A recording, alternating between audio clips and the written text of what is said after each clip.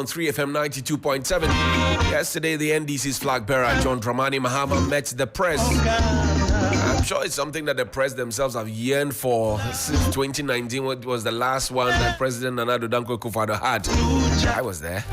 Yeah. All five of us who were there on behalf of Media General were never allowed to ask our questions. I was there with Winston Amwa, with Bright Nanamfo, with Bright Asempa, Alfred Nana, Krofio Kansi. Yeah, all the five of us. You couldn't ask your questions. And guess what? I was seated at the front. So me, this president, that. Lectern that, me, that. What question had you prepared on the day? So at the time, I had started the ambulance campaign. You know, the ambulance had been brought in and parked at the State House. Right. So I had gone to host the Ghana's Most Beautiful Finals. Then I was the host until 2021. And then I saw them. So I was curious because they had already been branded. I was wondering why they were there and they hadn't been moved. So I checked with two of the guys and said, oh, these are ambulances that are ready for, you know, we just had to do a bit of retrofitting. So I took upon myself like 6 whole months. So when we had, I think it was on 20th December 2019, yes. You know, when we had that, I mean, it was an obvious question everybody knew I was going to ask. Okay. I raised my hand till forever. You were never called upon. I was sitting next to Afelmoni. Afelmoni was called. I was sitting in between Afelmoni and Okatichi Afrifa. Okatichi was called to ask his question. Afelmoni was called to ask his question. I was never called throughout the period. When we finished, could you upon come and say, "Which are like these things, you know, that happens." I said, "Me next time if you call me, I won't come." That's why I didn't attend John Mahama's one, and I've never attended any of those soirees again. Yeah, they killed my vim. Oh. Yeah. There are a lot of people that say, oh, Johnny, we didn't see you at this event. We didn't see you at that event. We thought you would be representing at this event. We didn't want to see that. I get asked if I go somewhere and it's what's But if I can sit here and get you to change the chairs at the National Theatre and bring air conditioners and change the washrooms and change the carpets, why should I come and do press conference? I won't come. Fair. Yeah. But Nanaya Abrefo is here. She is the host of the morning show on Onua 95.1 FM. Yeah, General Pa. It's here for Anapai. Slow down. Premo has not to. Now, I'll come to you a bit. Let's talk to Samson Ladiayin. He's a private legal practitioner. He's also the host of Newsfile on Joy 99.7 FM. He was there yesterday at the Meet the Press with John Dramani Mahama, the NDC's flag bearer. Counsel, good morning. Thank you very much for your time. Morning, Johnny. Great. Counsel, now I'll begin this with you and ask you what your general impressions was about the event yesterday and the engagement with the former president and now the NDC's flag bearer. What would you say? For the optics, the event looked very well organized. We obeyed the instructions to be seated by 7:30, and it appeared to have started a bit on time, just a little bit late. But I got there ahead of time, about some 15 minutes to time. And by the time I got there, I realized that President John Mahama was already in the building. And almost all the officials that I saw seated were already seated. So on the side of the optics, it looks very well organized, well attended, and the graphics, as far as production is concerned, remember, I pay attention to that as well. Looked really good. His responses, he looked very well composed, appeared to have a deep knowledge, reasonably, on almost every subject we raised, and had an idea that one could appreciate as far as his responses were concerned. But, John, you and I know that it's difficult to believe and trust the politicians because of the trust deficit they have created in us over a very long period. That's right. Otherwise, for the things that he had to say, the responses he had to give, if they were to be followed through, I'm sure we will not be encountering the problems that we encounter. We had similar situations with Nana Akufo-Addo before he became president. That's right. And he will sweep you off your feet with the answers, the passion with which he spoke to, the questions that, we threw at him. But the delivery has been completely disastrous. So basically that would be but I think that I was not exactly happy about the fact that a good number of journalists had questions, right, and yet they could not, have opportunity to ask their questions. I asked my question of him. Right. I got a partial answer.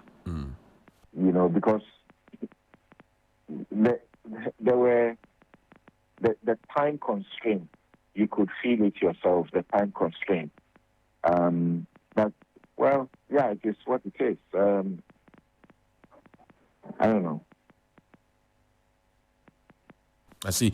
Now, Samson, let me ask you this. Were you satisfied with the kinds of questions that colleague journalists fielded yesterday at the former president's encounter? I think the questions were good. The questions on Galamsey by Kafui, Galamsey is an existential threat. I have followed you on your bikes, and many times you are equally concerned about these matters. Questions about what to do with the OSP from Umaru Sanda, what to do with, the National Cathedral, the cathedral that began on a foundation of lies. From the very start, the lies were told in such a way that that's part of what creates the trust deficit for the politician. So if you recall, when it was first announced that judges were going to be relocated from their bungalows that were at this very pit, right, I had the exclusive privilege of some judges confiding in me that they were being rushed to move away when they were not actually ready. There were judges' bungalows there that were less than 5 years old. Correct. In fact, there were new constructions there that were not complete. And it was taxpayers' money that were being used to build these 6-bedroom bungalows. And all of a sudden, we got a story that, they were not being rushed. The bungalows were dilapidated. They were old, and it was a good idea to actually remove them and build a new one for them. All lies. And they were being caught one point to the next. They were lying. And who was saying, we are not spending anything. The president repeated that often. We are not spending a dime. Then later we were told that, there will be speed money. The Attorney General went to the Supreme Court in defense of Kabile's suits and told the court that the state was not going to spend money in the project. I mean, it went into the record of the Supreme Court. They were literally lied to about what, the funding arrangement was. Right. And here we are with all of this, So, and look, if you check, and I don't want to focus on this, but if you check, because that would be a wrong way to approach your question. If you check, you'll find that in the end, if it were to be built, the cost of the building will be about 4 times because of the relocation that has to be done. We're going to have to spend in excess of about another $50 million to build the embassy that was collapsed. Because we have to build that embassy for them. Right. And all the other things that have to be done. So those were very good questions, except that, for example, the National Cathedral, I didn't get a complete answer from him. He said, well, first thing, if he won power, he would have an audit to check who has done the wrong thing, the issues of corruption in that project. He will get to know that first and then determine what next to do. I expect him to have a clear answer. That is prime land. That is a major project that has already started. Right. And started against all the criticism, all the opposition by by citizens. So he must have a clear path to it. On Galamsey, his answer, you may love the answer, but there is a problem within that answer. There's an internal difficulty. Which is? To say that the people who have been arrested, right, for as long as they are the hangers on, they will get an amnesty because your interest is the kingpins. Look, what is it going to be? Is it going to be a plea bargain of sorts? We need to get the details so that these hangers on will now disclose for their freedom. They will disclose the big fishes and say, I was sent by this to do this job. It was this minister. It was this appointee who gave me the job there, or I was working for them. In that case, it will be a good plea bargain because the law allows that for the purposes of getting a better, greater results, you can let go of some people who are equally guilty, right, and use them, to get as a decoy, sort of, to get more of those who are doing wrong. So I can say that the questions that were fielded were relevant. The answers were largely good. You could hear the experience. You could tell he was effortless in responding to some of the issues that he responded to. When it came to issues that I am more particularly interested in, human rights and the legal questions, I was surprised at his knowledge, not being a lawyer. Right. Even some of the terminology, appropriate terminologies to use, how he has such a grasp over those matters. The appointment of attempt to appoint 5 new judges to expand the panel of Supreme Court judges to 20. Right. His responses, you could tell. You could tell that he clearly had a grasp of the issue. Great. But translating them into actions, implementable, actionable things, if he does win, is the next thing to watch. And you would have heard my major concern. My major concern was where you hear CSO leaders before he was voted out of office. Donnie, I met CSO leaders who are non-partisan, who are very unequivocal, that don't give the NDC an extension beyond 8 years. Because you need to give the NPP the opportunity to come and fight the corruption, because in this country, government will not prosecute their own. And it sounded good. I'm hearing the same CSO leaders today, and you'll be shocked the class of people I'm talking about. They are non-partisan. Right. They only have the interest of Ghana at heart. They say, don't give the NPP another 8 extra number of years. Give the opportunity to the opposition so they can prosecute and stop the corruption, because there'll be too much of corruption. But my concern is that that's a difficult democracy. The will, the Constitution says in its preamble and at the very beginning and in various portions of the Constitution, that sovereignty, that is the ultimate power of the state, resides in the people. Resides in the people. Right. And the sovereignty that they exercise as political leaders, they exercise it for and on behalf and for the welfare of the people. Of the people. So the people must be heard, like Kenyans have been heard. He kept using the word reset. There's going to be a reset. There's going to be a reset. And on the slides that were put up, reset was in bold text. I said, that's good, but that understanding must not translate to wait for 4 years to change a government if they are not working. It should be like has happened in Kenya. 2 years into the administration of Ruto, the youth take the street and they say, you have too many CEOs, like we have in CSOs, state-owned enterprises, which are filled with politicians. You have, what do you call them? As you have here, the 3 deputies, unnecessary, just to make room for people to get jobs. Right. That's what you have done for your appointees. I see. Or people within your party. They insisted that scrap it. 47 of those SOEs are dissolved because the people went on the street. I see. The pay and salaries and offices for first ladies and second ladies have been scrapped, not because a court had to give a ruling as in here in Ghana.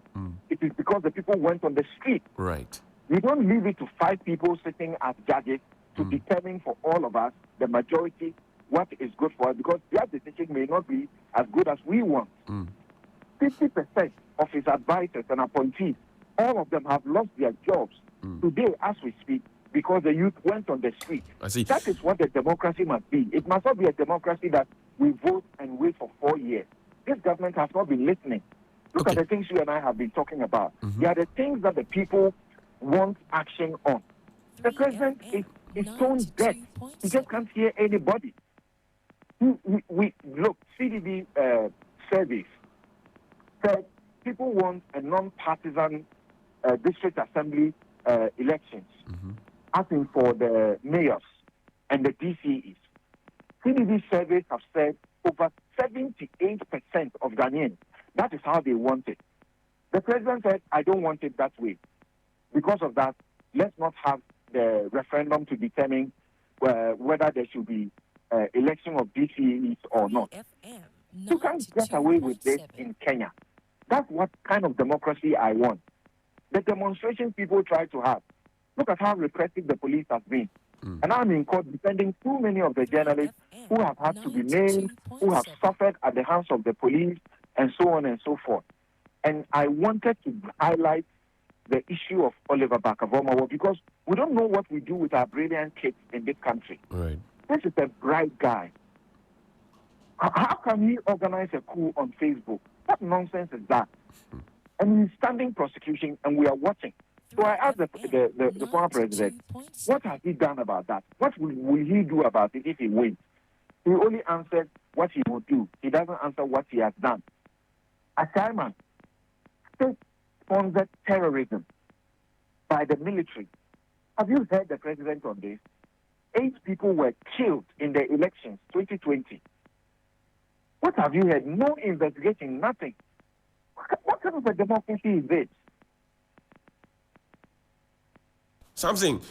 My final question to you is that the former president mentioned that he has a renewed commitment to fight corruption and that he has dared the government that if he is guilty, he should be tried.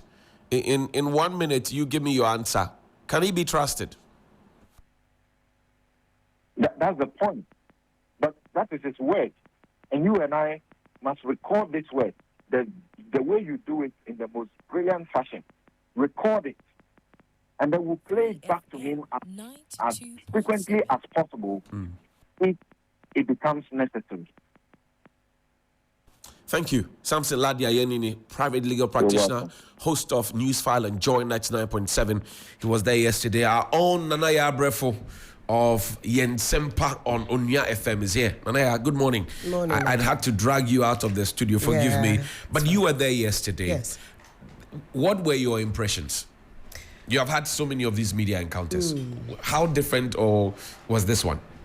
Well, he said it was the first of its kind and it will not be the last. It would continue. I think, as Samson said, it was organized well. If you didn't have a card or if you were not invited, including his own people, you cannot just enter because it was for the press. He had some members of NEC being there to support him. Running mate was also there. The questions that people have been talking about. Free SHS is in Parliament now. No, the bill hasn't gone to Parliament, but they are discussing it so that they could, take a bill like that, a policy that needs some kind of bill that will support what government is doing now. And we asked about it. He said yes, he supports any bill that would help our educational system. But he believes that as the bill goes to Parliament, then stakeholders will come in. He would get the chance. His head, he hasn't seen, but his head that if the bill goes to Parliament, the BEC, WASI, possibility of scrapping the BEC is not a bad idea, but stakeholders should have a take in this particular bill. So he spoke about that. And about the exchange rate, we asked that question. That's right. He answered it. Were you satisfied with the answers? Yes, and I side with Samson. Saying is different from doing. Right. Because all the answers, all the questions we asked, he seemed to have answers that people want to hear. Right. Like the levies, levy, COVID levy, when you go to the port and stuff, what he thinks he can do. He will take some of those levies out. He believes some are illegal, and that is what we've been talking about. So whether he'll be able to do it is something we all live. He mentioned that he was going to run the country with 60 ministers and deputies. Possible? Why not? Why not? It is possible. We haven't had that before. Yes, but we can do it. I mean, for me, I have issues with the fact that we have ministers, 3 deputy ministers, and most of the time, I don't know what they themselves don't know what they do. Yes, if you talk to them, they will tell you, oh, I have to be assigned here or there. So they don't have specific jobs. So for example, if you take the Ministry of Agric, there's a Agric minister. Then there are 3 deputies. So I can imagine one is for crops, one is for animal husbandry, and the other one is for exports and rural development. And then we have another ministry for fisheries. Yes. We used to have both together. We are special. Especially what? Naming apparatchiks to become ministers and creating jobs. But the journalists, ministers of state. I mean, Samson mentioned, for example, that there were a lot more journalists who had questions but couldn't, The time, I think he gave us 2 hours. Okay. He extended a bit. In his quest to answer all of it, I mean, I think he took some of our time to answer some of the questions, which was not bad. The answers given were okay. Right. Probably that's what caused that. That others couldn't ask their questions. Were you satisfied with the answer he gave you to your question? To some extent. I didn't ask the question, but I would have asked what he would do in his first 100 days. Right. I mean, you wanted to hear that. I wanted to hear where we are now, what he's done. He said he's coming in with experience. So with that experience, with the situation we find ourselves, our economic challenges, I mean, what he would do in his first 100 days. But you didn't get the opportunity to ask that question. Would you want another media encounter? Yes, he actually promised he would do another one. I don't know when. Would you impress upon the other political parties' flag bearers to do, including I think His Excellency Nanado owes us media people.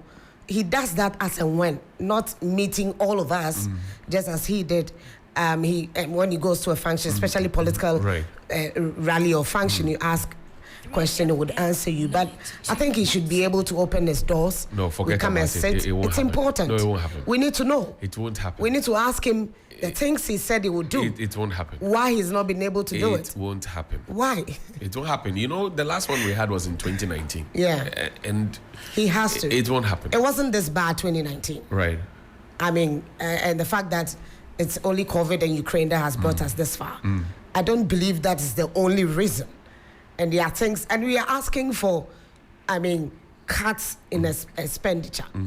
So we want to know why he's not been able to do it. Or Samson says he doesn't listen. I think so too. That he doesn't listen. At the moment. He doesn't listen. If you ask, why don't you do reshuffle, they will tell you others are looking for jobs. I think that's not a good enough answer to tell Ghanaians when others came in, they were doing reshuffling. Even if it doesn't do much, it will do something little. Right. Because when you keep somebody there for a long time, they get too used to a particular space, too familiar with people they work with, and it gives room for corruption. You understand? Yeah. So I think he should be able to, and the others should be able to organize things like this, like Dr. Baumia.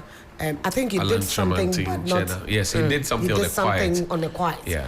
But it wasn't like this. We didn't get the chance to ask a lot of questions. Well, and I wanted to find out, did it come up at any point from the journalists, a suggestion that former president and Dr. Baumia should have a face-off, if you will, or with some other candidates? Did it come up? Did anybody ask if he was ready to take the stage and have a debate? Because a lot of people have been clamoring for that, like you see in other jurisdictions. In the US, for example, that big debate happens quite often. And we saw what happened with Biden. we saw what happened with Biden, and there have been calls for that to be replicated here so that we can see how the other candidates also face off with these questions. Kamla Kluche, who is the man on the beat with John Mahama from our 3 newsroom, says that first 100 days, John Mahama's answer was that he would have a cinch-like dialogue where he opened the books for everybody to come and see, and then we can chart the way forward from there. So that's what John Dramani Mahama said. Kamla has his eyes and ears, all around John Mahama because he's been assigned to him. He also asked another question was important. We'll raise him on the phone line. We'll raise Kamla on the phone line. But in closing thoughts, so we can engage Pakwesi Asare, who's joining us on the phone now. I think it was good. It's good, and he should do another soon for some of us who didn't get the opportunity to ask questions. Great. To also ask questions. And as Samson said, we'll jot everything down. If he gets the opportunity to come back, we'll record and play back. We'll play back. I hear you. Nanaya Brifo is the host of Yen Sempa on 95.1 FM. Pakwesi Asare heads our business desk here at Media General. He joins us on the phone line. Pakwesi, good morning. Good morning, Johnny. Great to hear you from you this morning. How are you doing? I'm very well, thank you. Still recovering from last night. It ended late into the night. Right. Now, you tell me, last night you fielded a question. Were you satisfied with the answer? Absolutely, Johnny. I did ask the former president, about the IA's call for the extension of the contract of the Bank of Ghana governor beyond the tenure of the president, and also the question about the cabinet reshuffle, which led to the ousting of former finance minister Ken Ofori-Atta. And I think that, all in all, President Mahama's response was satisfactory. I cannot, help but, admit my admiration for the former president. He showed a lot of knowledge. He showed that he had broad understanding of governance and economic issues. He had an idea of almost every question that was being asked him. Indeed, the first question about the IA's call, I did state, even in asking that question, that it appears that's what the status quo is. Right. That the Bank of Ghana governor has 2 4-year terms, which is conterminous with the tenure of the president. And so, actually, when Kufuor came into government in 2000, he appointed, I think it was Paul Akwa then, was the governor of the Bank of Ghana. And his tenure elapsed that of President Mills when President Mills came into power. And they wanted to push him out. The NDC wanted to push him out then. But he went to court and challenged, the government.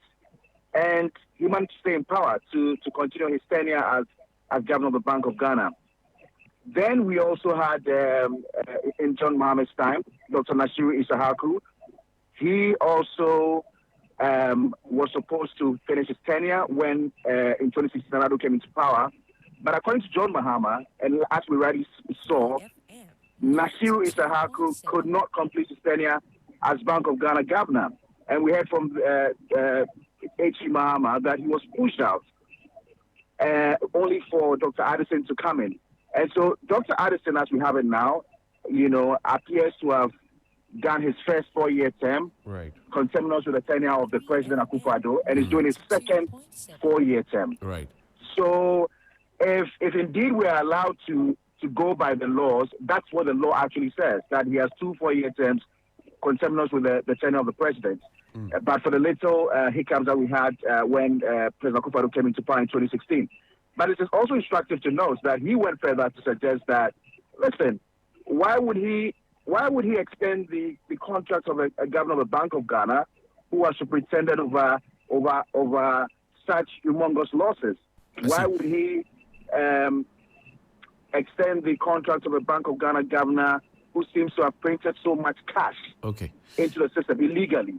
So you can clearly hear from H.E. Mahama that he's not very excited about the performance of Dr. Addison, and if he has a chance to renew or terminate the contract of Dr. Addison, he gladly will terminate it. And then came the second question. The 24-hour economy question came up yesterday. You are with the business community every now and then. Did the answer now settle the debate in the public domain? Because we have had different schools of thought that we don't understand the 24-hour economy. It's too confusing. The person proposing it is not able to explain it well. What will be its essence for us as a country, building network, foreign direct investment, all of that. Were you again satisfied with the answer to the 24-hour economy question? I honestly, Johnny, I think this is probably one of the clearest explanations I've had in a long time. And I must admit that I have been confused myself, with the kind of explanations coming in from, communicators of the NDC regarding the 24-hour economy and what exactly it means. Gladly yesterday, we had the proponent of this policy try to break it down to understanding.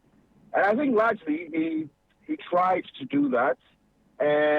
But I think it's going to require a lot, because he also admits that, listen, he's had people say, oh, we already practice a 24-hour economy. It's a matter of demand. He admits that, yes, we do. But this is the first time a government is going to legislate this, in terms of how it works, the mechanisms going to be put in place, the incentives they're going to give to businesses to operate this. Otherwise, I think that it is something that is done in advanced economies. He talked about even the sports stadium and the fact that we are unable to play football in the night, all because we don't have the infrastructure to do these kind of things. And once he comes into power, he's going to ensure that the right infrastructure is in place. We are able to have sports in the night. And obviously, people who sell paraphernalia and food and other things, at the sports stadium, it's going to, ensure that businesses go on in the night. Okay. He talked about farming, the fact that even at the port, the large volumes of goods that come into the country, even at night, to ensure that there's 24-hour service at the ports. Okay. And the fact that there's also the need for security. If you're going to operate a 24-hour economy, you need security. And so that also calls into question the need to employ a lot more security staff, policemen, and all that. So I think that largely he has attempted an explanation which sounds convincing to a certain extent. He also makes mention that they're going to launch their manifesto in August next month. We wait. And so hopefully, a lot more of the details will come out when the manifesto is launched. Great. Pakwesi Asare, thank you very much. Head of Business here at Media General. We're grateful that you could join us here. And on to Kemini Nyemini Amano. She is the host of News Central, also with the political desk here at Media General. Kemini, good morning. Sorry to wake you up this early. Good morning. Good morning. Not at all. Good morning. Great. Yesterday you were at the presidential encounter. Let me begin with you. You've been concerned about accountability issues. John Mahama promises to hold political appointees accountable. Can he be trusted? It's interesting you asked that question because that was my question to him. The question I wasn't, given the opportunity to ask. Because, Johnny, here's the thing. 90%, maybe even more, of the things that John Dramani Mahama spoke about yesterday at the event we have heard before.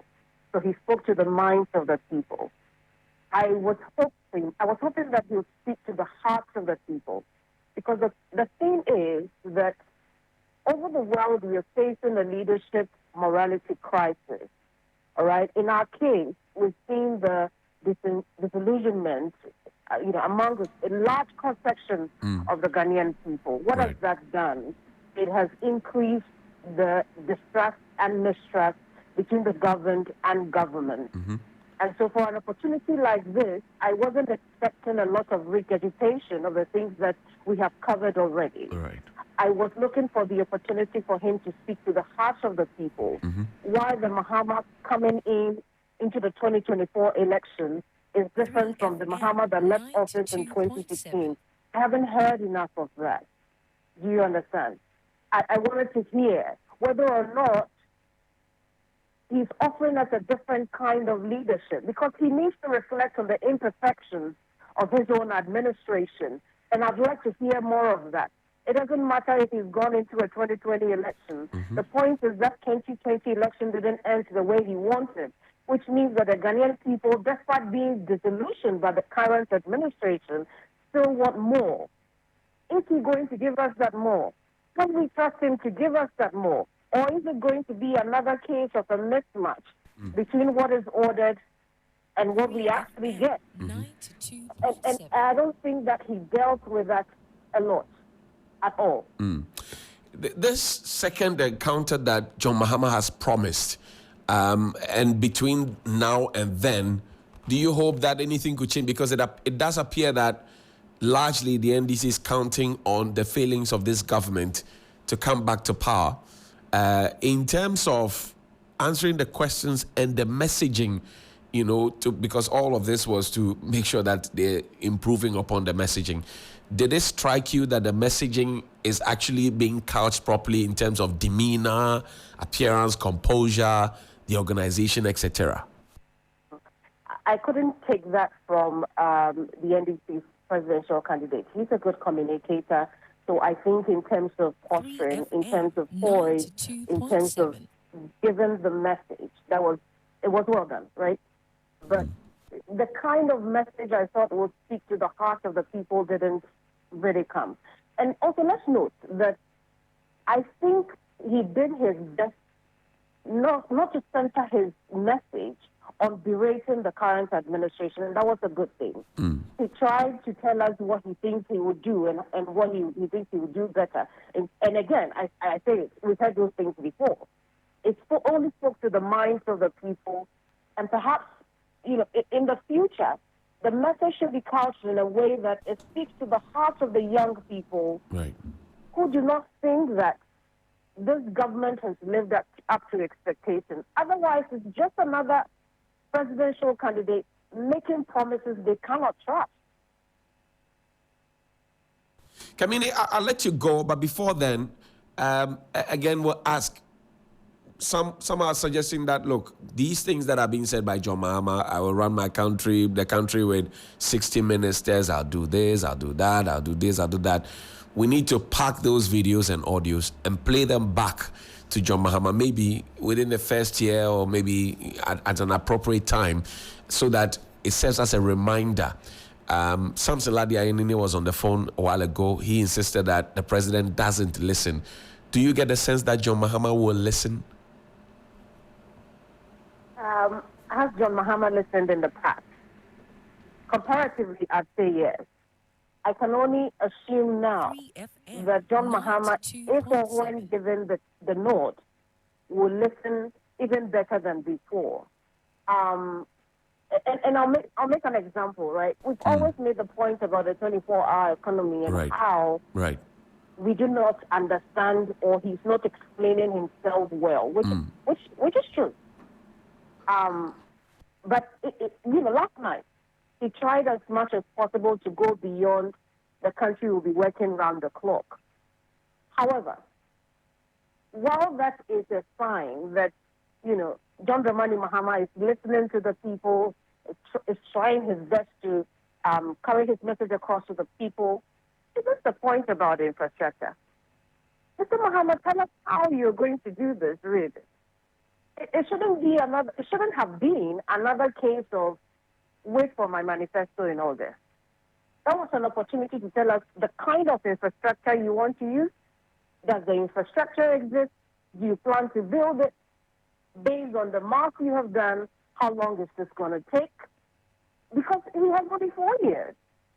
And this is a man who has said in the past that 4 years is not enough to do the things that you have to do. And this is not a continuum of his government. This will be a continuum of an MPP government, so that whatever you may have started has not had the opportunity to grow. And so if you are promising 24-hour economy over a 4-year tenure, then you should be giving us more, telling us the infrastructure, telling us the timelines associated with that, because you should have done some research into this. Otherwise, it's just another promise that we are struggling to to fit onto the Ghanaian people. Kemini Nyamini Amano, she's a host of Hot Issues on TV3, also News Central on TV3, and also with our political desk. Kemini, thank you very much indeed for spending your morning with us. Absolutely. Thank you so much. Thank you. We go now to Komla Kluche. Komla Kluche is the lead reporter with John Dramani Mahama. Komla, thank you very much indeed for your time. Before you step into Parliament to do some behind-the-scenes work, tell us what your first impressions were of the event yesterday. Well, for me, I think this has been long overdue. We should have had, this probably should have been about the second encounter, just about the time he had made his mind to go for his last non-renewable term.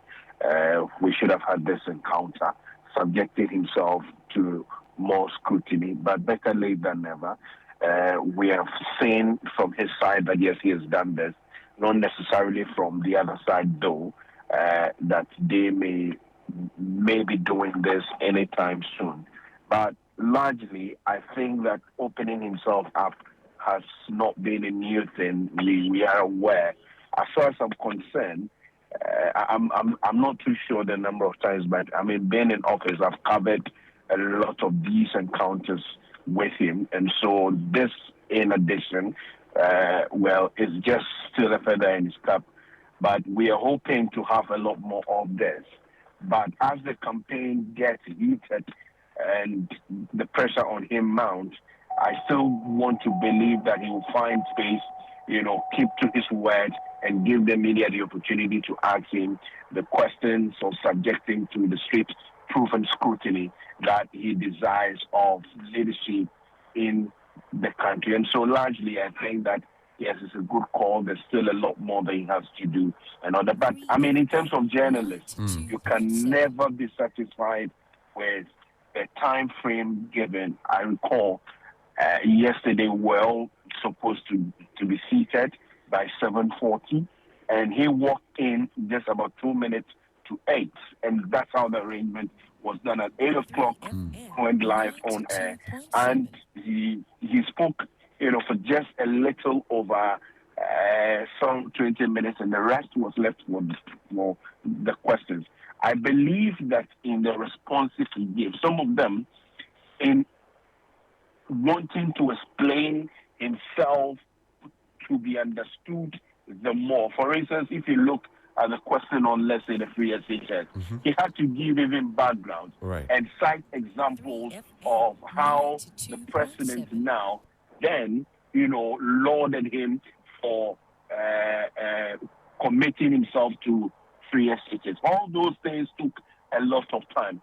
But largely, I think that it is a good call. It is a good thing that he has done. We should see more of this, not just from him, but from anybody who wants to lead the country to be subjected, to this. And I would want to say that the handlers have equally done quite a good job to be able to allow journalists to ask. The questions were limited to one. Right. But if you are smart at it, for instance, I was a bit smart to have asked 2 questions. How I ended up asking, I mean, I didn't even know myself, but I planned to ask 2 questions. I would have asked a follow-up though, but that opportunity was not there. So largely, I think that he's done quite well. Kamala, you've been with the former president crisscrossing the country, various points. He's been telling or selling his message out there to the people. It does appear that he already has the manifesto done and dusted. Why do we have to wait until August before we get this manifesto out? Do we know why? Did he explain? I was quite surprised myself because I was thinking it was going to come this July. I was a bit taken aback hearing in August though, but understandably so from the handlers. My information is to the effect that he's still doing a lot of consultation. If you look at it lately, he's not been going around too much, with that campaign mode thing. He's been still consulting with people. The Building Ghana Together tour had ended. but he's doing a lot more inner consultation. And if you go to his office, for instance, today, it is not open to the media, but as I'm speaking now, I just made a cross-check in his itinerary, meeting a lot of people, stakeholders, is still getting to fine-tune it. It's not as though he wants the manifesto, to be put out there as just few people who have sat and just in their head decided that this is what, the manifesto should be like. But he has indicated, and I hope that opportunity comes, where, he says whatever the people have asked him to do, they should just flip the pages in his manifesto, and then they should judge him by it. Whatever he's doing would be what the people themselves want him to do. And it would not be just what he would tax, or he probably would have taxed some other people to sit in just a room full of air conditioning to just do. And so we can only hope that this opportunity will come for us to be able to gauge him, and then we judge him by what the people demanded, whether he found space in the manifesto, and how best he would be able to deliver on that. And so, yes, I think that it's not too late though, but it would have equally been good knowing that, well, by August, he should have been on the road. But I can tell you that, look, running campaigns is not an easy thing, especially financial, looking at finances. Great. It is still a lot. I'm sure they're trying to put their own strategies together, and they know exactly what they're doing. We can only watch and see and tell the story the way it is.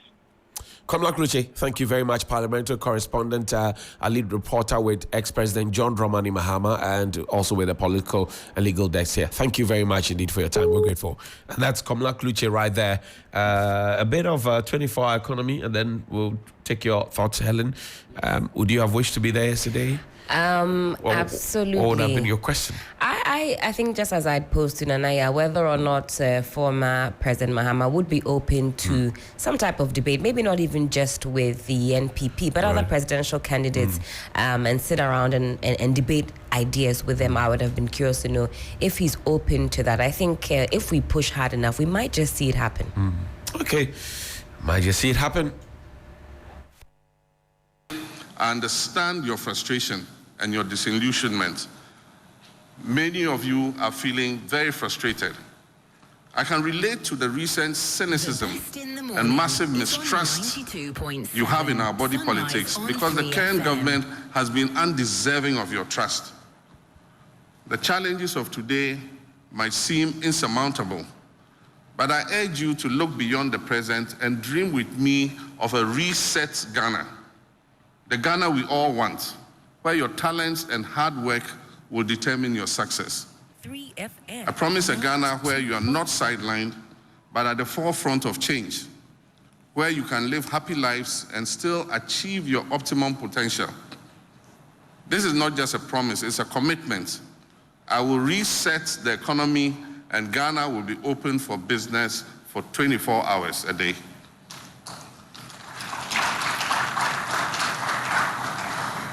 Leadership is about vision, and the 24-hour economy is the vision to create decent and well-paying jobs. When I talk about a 24-hour economy, we need to understand the underlying vision behind that policy.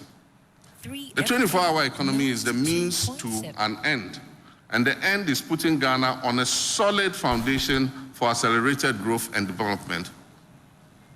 We need to attain the growth rhythm that will turn our country into a developed economy and eliminate the abject levels of poverty we are witnessing today.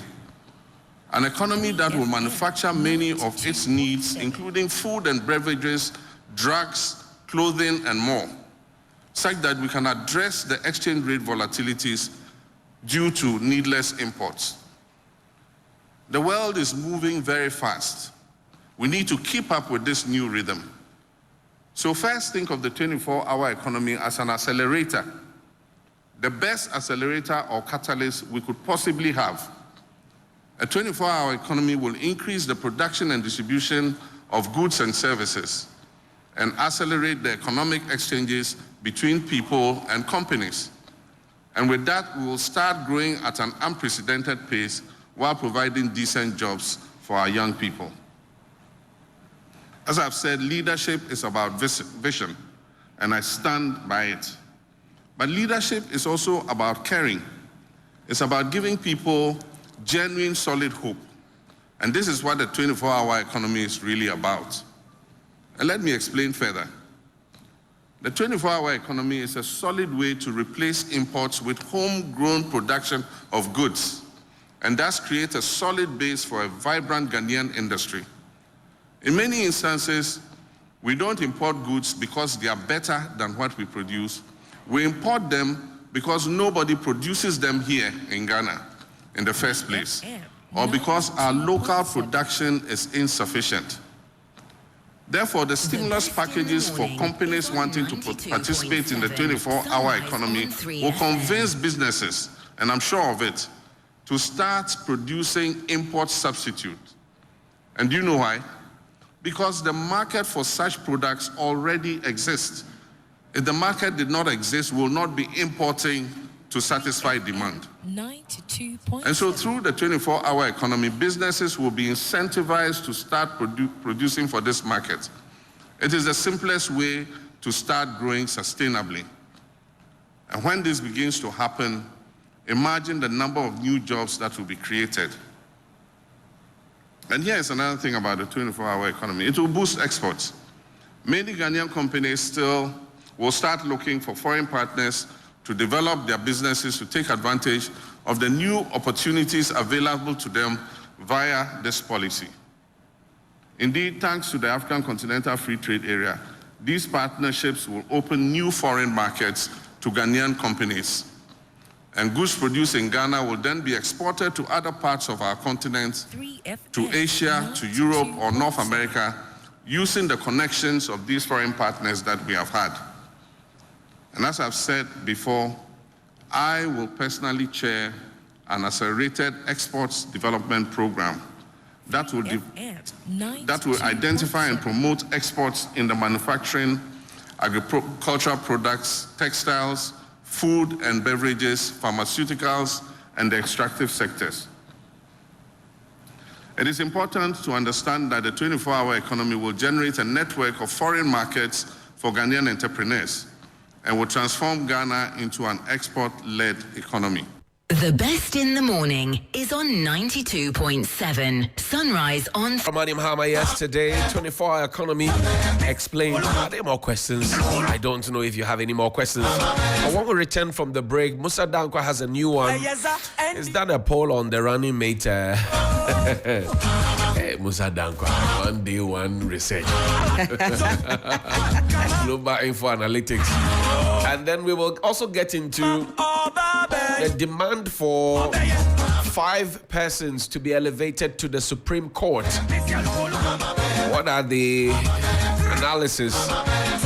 Attorney General, Chief Justice, and the Ghana Bar Association agree. Who else disagrees? When we return from the break, we'll tell you all of that. Plus, we understand that somewhere in the Tong district, the children who are sitting for the BEC are not allowed to wear shoes and belts. That's right. And even those who have hijab cannot wear them. But why? GS, why? We're going back to the days of Moses. No shoe, no belt. I have just averted my mind to it that somebody could actually put some notes or what in the insert of the belt. This is the first time I'm actually tuning my mind to that. Search the shoe and let them wear the shoe. It's not fair to them that they would have their feet on the ground. On the ground all like through that. when they are writing the exam. I mean, who was that? Maybe we'll touch base with Joseph Gold Armstrong Alagbe, who is there. Let us understand. 15 minutes after 9. We'll take a quick break. When we return from the break, there's more here on Sunrise. You want to stay with us? My name is Johnny Hughes. Hanging out with Helena Piampofu right here in the studio of 3FM 92.7, your urban lifestyle radio. Auntie Kankuku. Dedo.